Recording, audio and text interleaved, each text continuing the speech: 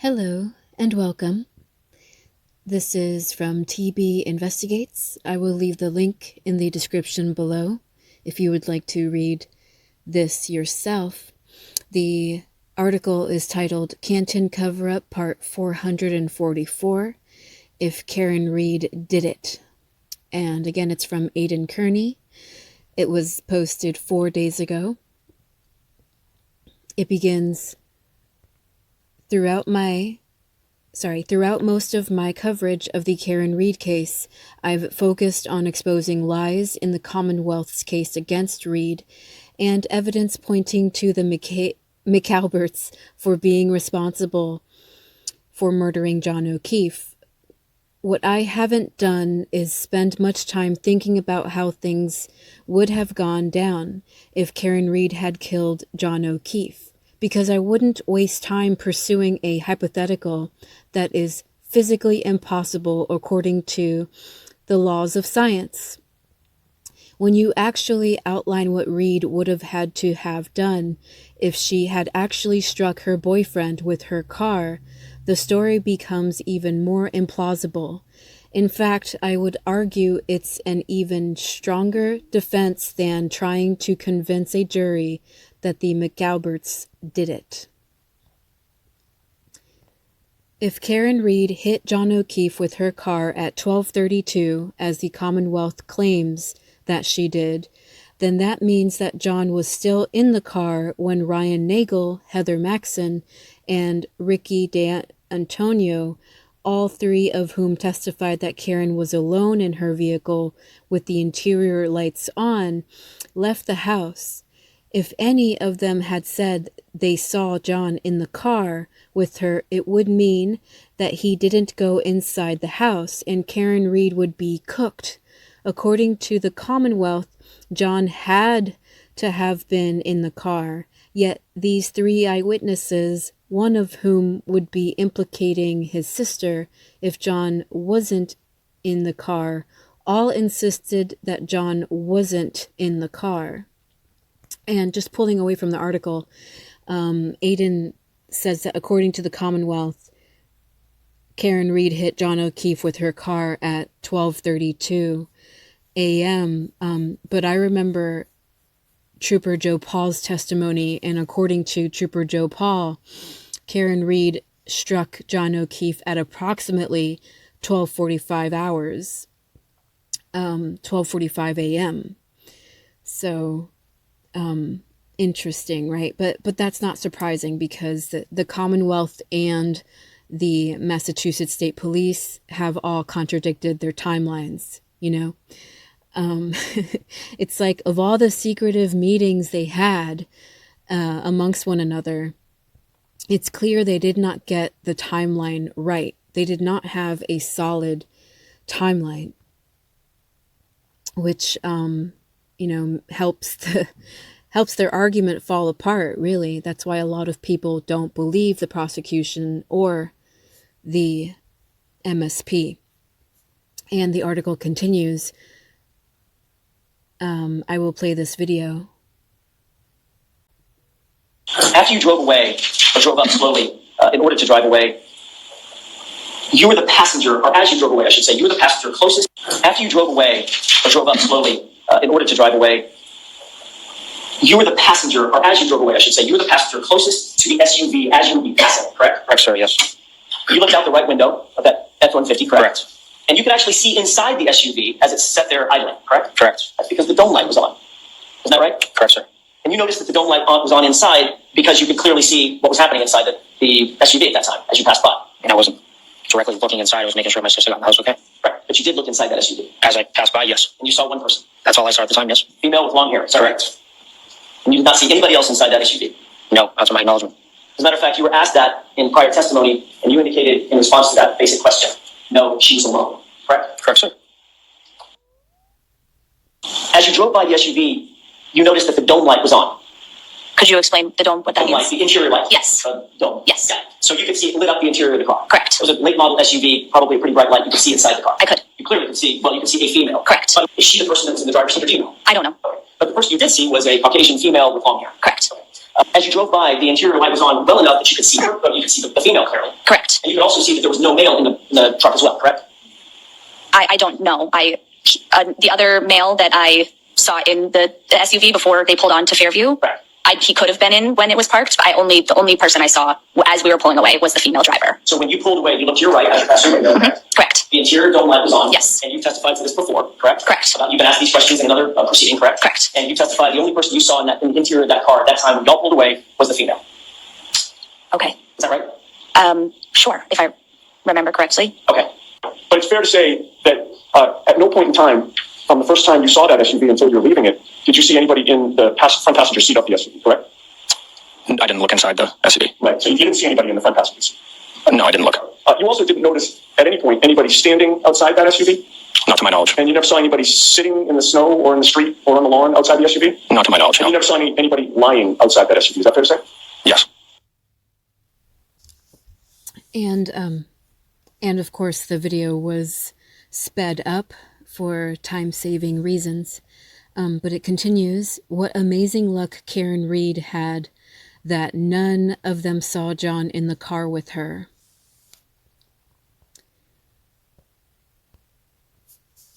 But this was just the beginning of Karen's lucky streak if she killed John O'Keefe.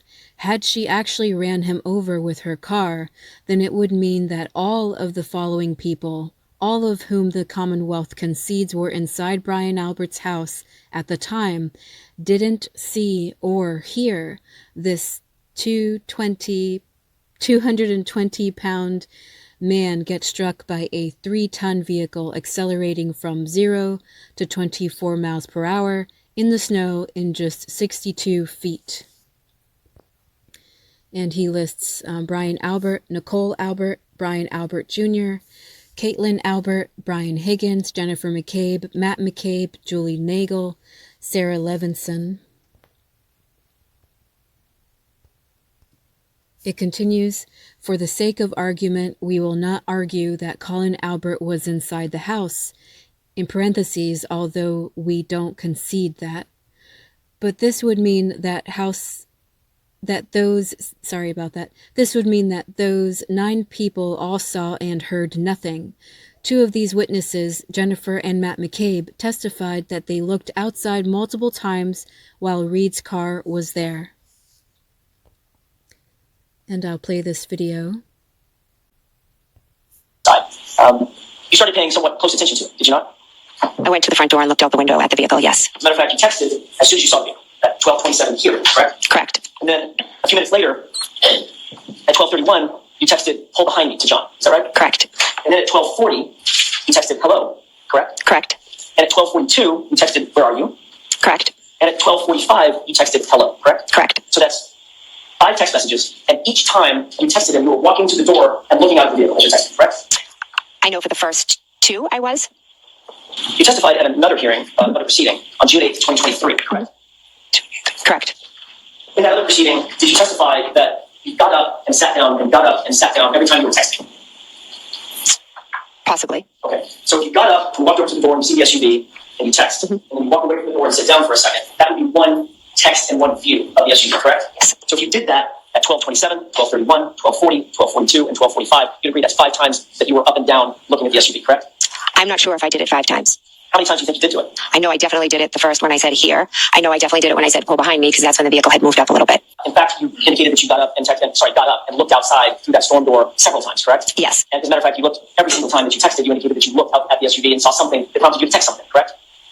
Correct. And then after the last time, which would be 5 times, 5 texts, 5 looks, after the last time you texted, you got back up, which would be a 6th time, and the SUV was gone. Just chronologically. Correct. My husband and I were both getting up and looking, so I didn't ask you about your husband. Okay. Just about you. The answer's correct. yes. Okay. So you're indicating that you were trying to communicate with the occupant of the SUV that was... Dr. Michael Proctor, on January 29th of 2022, when you first observed the big dark SUV, you said to him it was parked to the right of the house. Objection. This is the last time on that question. Is that right? That is not right. The SUV, the first time was in front of the house, coming out the front door. The second time was to the right of the house. We have to move on. Oh, all right. So The article continues, what amazing luck Karen Reed had that these people who were constantly looking out the windows didn't see or hear her murder a man less than 50 feet from where they were standing. Really good points and observation by Aidan Kearney. And I will play this video. At no point in time did you hear any yelling outside 34 Fairview, correct? No, I did not. At no point in time did you hear any scream of pain outside 34 Fairview, correct? No, I didn't. At no point in time did you ever hear any crash noises outside 34 Fairview? Objection. Allow it. No. At no time did you hear any noise or sound outside that was unusual? No. You didn't hear any squealing of tires or squealing of brakes? No. You didn't hear any screaming or yelling? No. You didn't hear any loud voices or foul language or door slam? No. You didn't hear any verbal argument or the revving of an engine, anything like that? No. Matter of fact, you didn't hear any collision or crash, did you? No. Matter of fact, the entire time that you looked out at that vehicle with that clear and that good view, you didn't see anything out of the ordinary, did you? No. The article continues. Then there's the fact that Jennifer and Matt McCabe both testified that after Karen's car left, they both looked outside, and Matt even saw V-shaped tire tracks in the snow because his vision is so good. Luckily for Karen Reed, neither one of them saw John's 220-pound body, which was lying directly in their field of vision as they stared out at Fairview Road. Really good points by Aidan. He's presenting a lot of irrefutable facts here when we consider the testimony from the McCabes and the Alberts. And I will play these next two videos. As you looked at the SUV, you're looking over the lawn to the SUV out of the street, correct? Correct. There was no obstruction between you and the SUV. You've already testified to that, is that right? Correct. And you can see everything in your field of view. Correct. And then you saw the SUV gone. It had driven away after 12:45. Correct. So I have a question, Mr. McCabe. Mm-hmm. Where was the body? I have no idea. I'm assuming the body was on the front lawn. The problem with that is you were looking at the front lawn. I was looking at the vehicle and where it had moved. You know what field of view is? Would you like to explain it? You had clear and good view across that lawn to the SUV, didn't you? When it was straight out, I did, yes. You had a clear and good view of the SUV the entire time until it left, didn't you? I could see the black SUV, correct. Nothing was obstructing your vision. I wasn't looking at the ground. I didn't ask you about the ground yet. We'll get to the ground. Nothing was obstructing your vision, was it? No. So you had clear and good, yours, not mine, a clear and good view. I just want to say, like, I've provided commentary video on Jennifer McCabe's testimony in the past, and I just can't get over it. She's such a liar, and you can clearly see it in her mannerisms, in the tension in her face, how she is sort of, she's feigning confidence. She's pretending that she's not lying. She's pretending she has nothing to hide. As someone who has studied personalities and characters over the years, Jennifer McCabe is a liar, and she's one of those liars that thinks she's a good liar. Like, she doesn't understand that people can tell she's lying. The more she tries to appear confident and comfortable, the less comfortable and less confident she actually appears. Of the SUV Yes. and everything in front of it. I never said everything in front of it. I saw the SUV. It's black. It has lights on. And as it moved, I could see it with its lights. You had a clear view of everything between you and the SUV. All the things closer to you and the SUV. I wouldn't say that. So your view was obstructed on what was between you and the SUV, but not obstructed on the SUV? That's not what I was saying. No, of course not. Because if you had a clear field of view to the SUV, you could see everything in front of it as well. Meaning between. And if there was a body, she would have seen the body. She would have seen a body. The front lawn of 34 Fairview Road is small. The actual property is small. It looks bigger in photos and in videos than it actually is. The front lawn, like anyone looking out the window or looking out the front door, has a clear view of the entire lawn. You know, it's ridiculous how she claims that she had a clear view of the SUV, but not a clear view of the lawn, when you will clearly see the lawn before you see the SUV when you're looking from the door. You know, it's like perception, like the field of vision. It's all right there. It's a full image. And she can actually see everything, but she's pretending she does not know if there was a body. Between you and the SUV as well. If I'm looking straight out at an SUV, I'm not looking down at the ground. Can I ask you a question about that? You're focusing right now on my face. Yes. As you're answering these questions. I think you'd see, I don't know, an alligator sitting in front of you if it was there. Objection, Your Honor. I love Alan Jackson. He's great. I think you would see something. Can you clearly see that there's nothing between you and me except the podium? Yes, well, there's a table. And you don't have to look down to see that, right? Correct. You're looking directly in my face, but you can see things that are between you and me because you have a field of vision, right? Objection. I'm going to see counsel at sidebar for just a minute. And if you were able to clearly see those V-shaped tire tracks, you certainly were able to clearly see the Albert's front lawn, correct? As I mentioned, I was looking over the lawn, but I'm assuming the lawn was somehow in my visibility. I wasn't focusing on the lawn. Okay. I'm going to try that question again and see if I can get a yes or no answer. If you were able to clearly see the V-shaped tire tracks, Look at how Matt McCabe smiles. Like, yeah, it's good on David Unetti to do that, to have control of the questioning and the answering. you were certainly able to clearly see the Albert's front lawn, correct? If I looked at it. It's a confusing question. As I said, I was focused on the road. I wasn't looking at the lawn. But let me be clear. I'm not asking. But, and again, Matt McCabe and Jennifer McCabe fail to be reasonable here, in that if you are looking out the front door or if you're looking out the window, the way in which the layout is of the lawn, you're going to see the lawn before you see the road. Again, it's a small property. It's a small section of lawn. Asking you if you looked at it. I asked if you were able to clearly see it. I would be able to, yes. And when you looked out at that black SUV, and saw the V-shaped tire tracks, you did not see a 6'2" man lying on the front lawn, correct? No, I did not. And Matt McCabe says that with like a scrunched lips. As you looked at the SUV, you're I'll rewind it if I can. looking over the. I'm assuming the lawn was somehow in my visibility. I wasn't focusing on the lawn. Okay. I'm going to try that question again and see if I can get a yes or no answer. If you were able to clearly see the V-shaped tire tracks, Pay attention to Matt McCabe's lips right at the end of the video. It's so funny. He's such a liar too. you were certainly able to clearly see the Albert's front lawn, correct? If I looked at it. It's a confusing question. As I said, I was focused on the road. I wasn't looking at the lawn. But let me be clear. I'm not asking you if you looked at it. I asked if you were able to clearly see it. I would be able to, yes. And when you looked out at that black SUV, and saw the V-shaped tire tracks, you did not see a 6'2" man lying on the front lawn, correct? No, I did not. Yeah, again, Matt McCabe and Jennifer McCabe are pretending that they are confident in their answers, but it is so clear they are the exact opposite of confidence.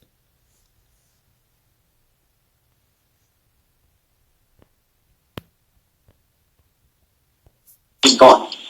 When you looked out that window with that clear and good view, there was no body, was there? I never saw a body. Thank you. I wish I had. Sounds like that's a little rehearsed. Not at all. That sounds, Alan Jackson says, that sounds a little rehearsed. Yeah, sure thing, Jennifer. I wish I had. She wished she had. The woman who made the Haas song To Die in the Cold search at 2:27 a.m. She wished she had seen a body. Why? Because it's clear she didn't do the right thing at 2:27 a.m. despite being aware that there was going to be a body there, or that there was already a body there. Again, we don't know exactly when they placed John O'Keefe's body out on the lawn, but we know damn well that Jennifer McCabe made that search at 2:27 a.m. So again, she's a liar. She's a nasty, nasty person, much like a bunch of characters in this case. And this case to me is like a reflection of so many people who are from Massachusetts or are raised in Massachusetts. And not to say that everyone in Massachusetts is a shithead, but a lot of people here, a lot of people who are born here and raised here, there is a roughness about them. And it's clearly normalized in the Karen Reed case. It's documented forever in the Karen Reed case, how many different personalities all went along with this atrocity with this bullshit. And I've said it before, all you have to do is drive on the Massachusetts highways to know what I'm talking about. The drivers here are so often selfish and reckless, and it's all about them and where they need to go, and they don't care about you or that you have a right to be on the road too. They don't care about the laws or the right of way. They don't care about merging or yielding or making a full stop at a stop sign. You know, like the way people drive here is much like how the McCabe's and the Alberts and even Paul O'Keefe, how they all behaved during the Karen Reed case. There is this selfishness, this prevailing selfishness about all of them, in that they all want what they want and they don't care who falls victim to what they want. They don't care about putting themselves before others, you know? And it's clear by that 2:27 a.m. search. It is so clear that the McCabe's and the Alberts chose their own freedom over Karen Reed's freedom. The article continues. The following 8 individuals all testified that they drove directly past John's body. Would have been if Karen Reed had left him there to die at 12:32 after Reed fled the scene. I'm just going to read that again. The following 8 individuals all testified that they drove directly past where John's body would have been if Karen Reed had left him there to die at 12:32 after Reed fled the scene. And before I read the list of individuals, remember that one of the Massachusetts state troopers, one of the detectives, stated that Karen Reed's cell phone connected to John O'Keefe's Wi-Fi at 12:36 a.m. Okay, and remember, Trooper Joe Paul said Karen Reed struck John O'Keefe at 12:45 a.m. And it lists Caitlin Albert, Brian Higgins, Jennifer McCabe, Matt McCabe, Julie Nagel, Sarah Levinson, Tristan Morris, and Lucky Loughran. And remember, Lucky Loughran was the snowplow driver, whom everybody loved, including myself. The article continues, what amazing luck for Karen Reed that 7 people, who she is now implicating in a murder, didn't see a body on the front lawn and alert police about it. If just one of these people had seen John's body and alerted authorities, they could have prevented themselves from being falsely accused by the dastardly Karen Reed. She'd be cooked. It's a good point from Aidan. I agree.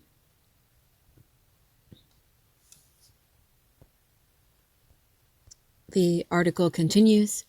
And let's not forget about Julie Nagel, who testified that she saw a 5 to 6 foot black blob on the front lawn and told the other occupants, Jen McCabe, Matt McCabe, and Sarah Levinson, about what she had just seen. Luckily for Karen Reed, none of the 3 other occupants remembered hearing Julie Nagel say that out loud, and Julie didn't think a 5 to 6 foot black blob lying in the snow was something to alert police about. Really good point by Aidan. Really good. It's a solid argument. Like, yeah,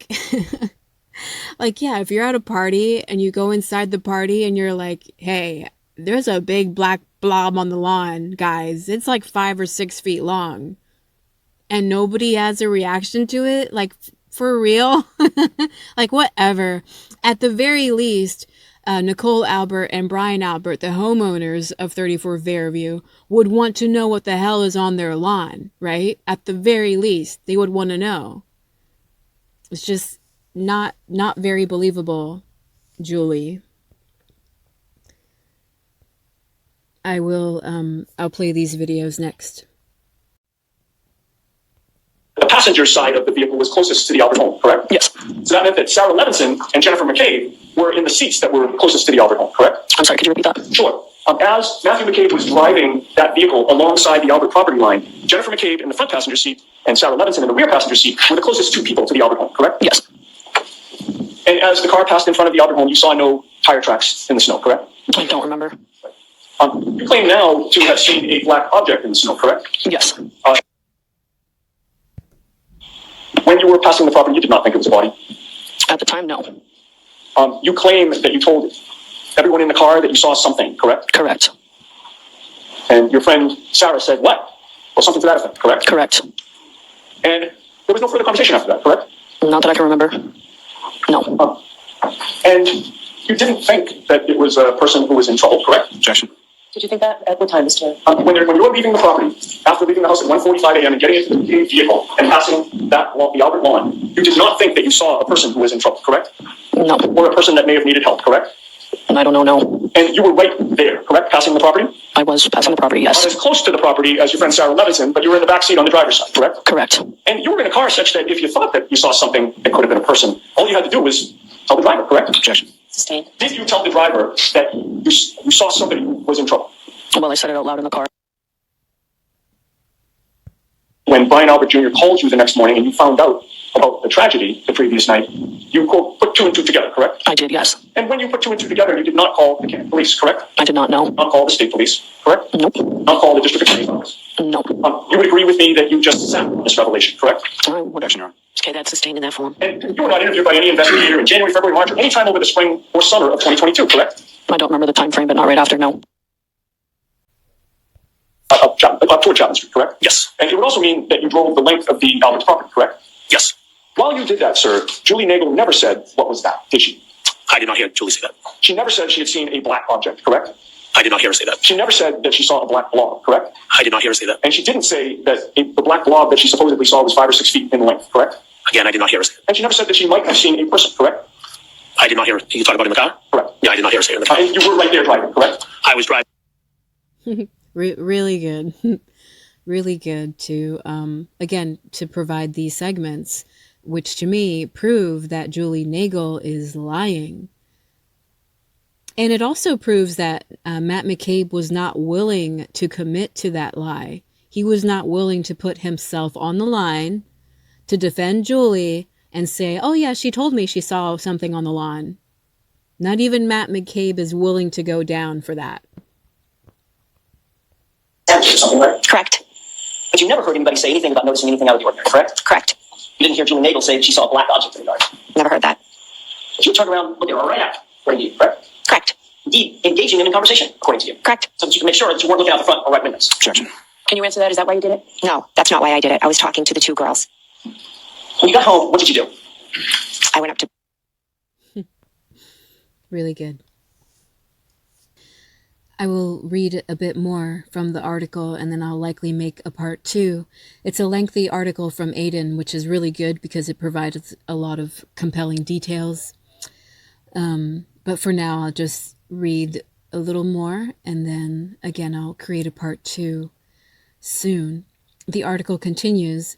Then there's Lucky Loughran. He's been friendly with the McAlberts for years and is the only one who drove by who had nothing to gain or lose from his testimony. And although the 7 others all testified that they didn't notice a body on the lawn, Loughran was unequivocal, and when he insisted that he would have seen a body had a body been there. What amazing luck for the dastardly Karen Reed that a man who prided himself in carefully scanning his surroundings while plowing high atop his plow, called Frankentruck, with his bright headlights illuminating the world around him, didn't see the body she had just left there. Really good from Aidan Kearney. And again, if you were following the trial, the internet lit up over Lucky Loughran. The internet went wild over his testimony. He was like this lovable character in the entire trial because he seemed to, of all the people associated with the McCabes and the Alberts, and of all the people associated with 34 Fairview, Lucky Loughran seemed to be like the one to be thinking for himself. He wasn't persuaded by the crowd. You know, even in the Karen Reed community, in the free Karen Reed and free Turtle Boy community, I've noticed some people are persuaded by where the crowd is going. Some people are not actually thinking for themselves. They're just like agreeing with what the crowd agrees with until the crowd changes their mind. And then those people change their mind too. Like, what I'm saying is, like, to know somebody who can truly think for themselves and who can discern information for themselves, that's a rarity. To know someone who is genuine enough to have an independent mind that isn't persuaded by societal pressures, you know, that's a rarity, and it's something I personally cherish. And to me, Lucky Loughran is one of those rare individuals. I have not come across many individuals who are like Lucky Loughran. He just is who he is. You know, I've come across individuals who pretend to be authentic and they pretend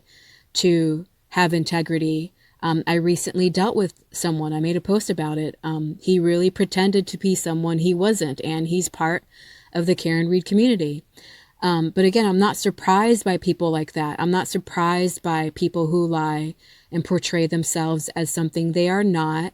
People who don't actually think for themselves, but just are kind of in something for the popularity, right? Like, when I see someone who is genuine, that sticks with me. And to me, Lucky Loughran was genuine. And apparently the internet agreed. Because again, his testimony went viral and he received so much love, for having provided his testimony. So I'll play this video and I'll read the last segment. And then, again, I will make part 2 soon. Past the Albert residence, correct? Correct. Would it be on your right or your left? On my left. Were you looking to the right and the left as you were coming down? Yes. How much light did your headlights illuminate of the Albert's front lawn as you were coming down from Chapman Street? Coming down Chapman, just about the entire front lawn. And again, with regard to that area around the flagpole, did you see anything on the lawn? Nothing. See a body? No. Right. And again, that front lawn is small. It's not like that property even sits on acres and acres. It's a short lawn, you know, it's not this grand landscape. It's short. And again, if Jennifer McCabe was telling the truth, she would have said, yes, I could see the entire lawn as well as the road from the front door. But thankfully, Lucky Loughran throws her testimony out the window. And many others, when he says his bright light on his truck lit up the entire lawn or the majority of it. Right. And again, it's not a big lawn. Like you're eventually going to see the front door. Right. Anyway, really important testimony from Lucky Loughran, who was truly an independent party here and didn't have a dog in the fight, unlike the McCabes and the Alberts and Brian Higgins. The article continues. Let's also not forget that Lucky testified that he saw a Ford Edge at 3 a.m. parked in the exact spot where John's body would be found 3 hours later. If Karen Reed had struck John with her car 2.5 hours earlier, then he would have been lying right there on the ground. Whoever was driving that Ford Edge would have been able to call the police and tell them he was lying there, thus implicating Reed. Really good from Aidan Kearney. And, you know, what Aidan is doing with this article is he is saying, like, well, if they really saw John O'Keefe, there was an opportunity there for them to call the police. There was an opportunity here for them to call the police. There was another opportunity for them, right? Like if Karen Reed really hit John O'Keefe within the timeline, the prosecution and the McCabes and the Alberts claim that she hit John O'Keefe, then there were multiple opportunities in which someone would have seen John's body. There were also multiple opportunities in which someone would have heard something. Again, it's a short lawn. They would have heard something, right? Anyway, really good article so far by Aidan Kearney, and I will make a part 2 very soon. Thank you for watching.